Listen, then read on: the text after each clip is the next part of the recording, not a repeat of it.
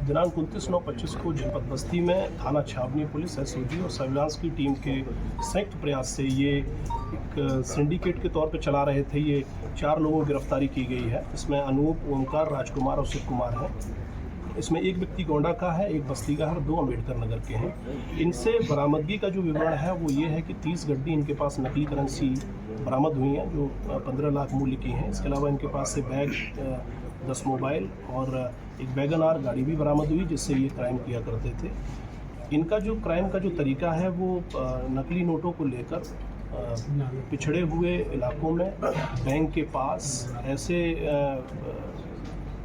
इलाकों में जहाँ पे बुज़ुर्ग लोगों को टारगेट करते थे, महिलाओं को टारगेट करते थे, तो उनको ये नकली नोट उपलब्ध कराते थे और उसके बदले में ये उनसे धनराशि लेते थे और ठगी करते थे और ये प्रभावित भी कर लेते थे। इनका सिंडिकेट बड़ा है, एक पैरेलल व्यवस्था चलाने का इनका प्रयास था। इस पर हम लोगों के द्वारा एक बड़ी कार्रवाई इसमें अमल में लाई गई है।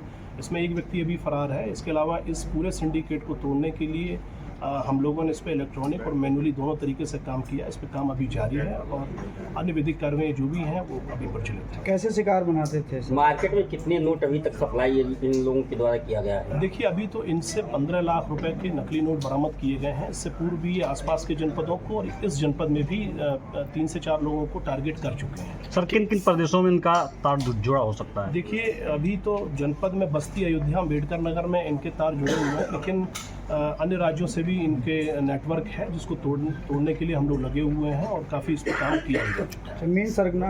मेन सरगना पकड़ा गया है जी और प्रभावी कार्रवाई यहाँ पर हुई है। अभी इसमें हम लोग और चीज़ें डेवलप कर रहे हैं ताकि इस पर और प्रभावी कार्रवाई हो। इनके ग्रुप में कितने मेंबर्स होंगे, क्या ऐसी जानकारी हो पाई है या फिर लोकल प्लेटफॉर्म पे किससे कनेक्टिविटी थी? देखिए, इसमें सप्लायर्स जहाँ से ये नकली नोटों को प्राप्त करते हैं, उसके बाद डिस्ट्रीब्यूशन के लिए भी इनके पास आदमी रहते हैं और फिर जनपद में फिर ये खुद आकर लोगों को टारगेट करते हैं।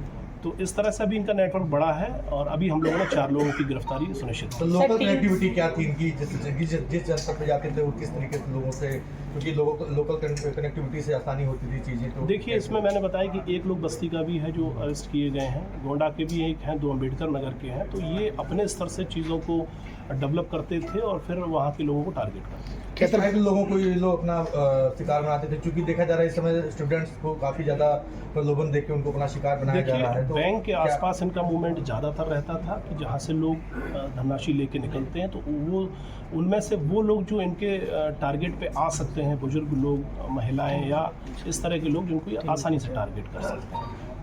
कहाँ से ये गैंग और भी चल रहा है जो पैसों को डबल टिबल करने का प्रलोभन देता है कि भारी अमाउंट में 20 लाख, 30 लाख, 50 लाख, 1 करोड़? तो क्या इस तरीके की भी चीज़ें लोगों को द्वारा की गई जो भी प्रथम दृष्टया पूछताछ में आया? देखिए, पूछताछ के दौरान मैंने आपको बताया कि जिस तरह से ये नकली नोट का डिस्ट्रीब्यूशन कर रहे हैं और एक पैरेलल सिस्टम चलाने की कोशिश कर रहे हैं, 15 लाख के नोट 5 लाख रुपए में उपलब्ध करा रहे हैं, तो निश्चित रूप से एक बड़ा सिंडिकेट है जिस पर प्रभावी कार्रवाई की आवश्यकता है।